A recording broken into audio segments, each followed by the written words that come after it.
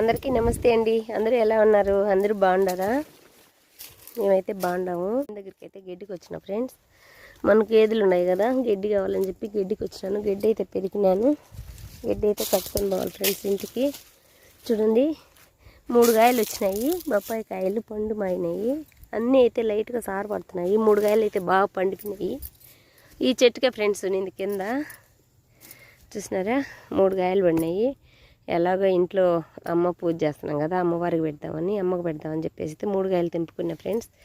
నాకు ఒక సెంటిమెంటు, ఏ కాయ కాసినా కూడా ఫస్ట్ దేవుడికి అయితే పెడతాను.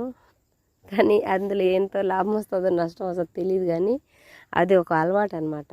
ఒక అంటికాయ కానీ, పరందకాయ కానీ, పనసకాయ కానీ, జాంకాయ కానీ, ఏదైనా మనం చెట్లు వేసుకుంటే మన చేయిలో పండినటి ఫస్ట్ పంట అయితే అమ్మవారికి కానీ స్వామివారికి కానీ పెట్టడం నాకైతే అలవాటు.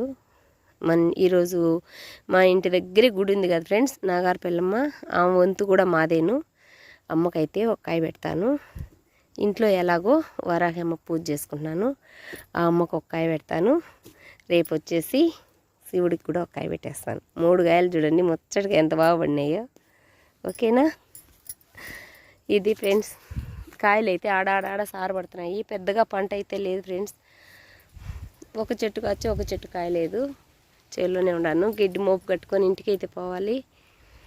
ఓకేనా? నచ్చితే ఒక లైక్ చేయండి. బాయ్.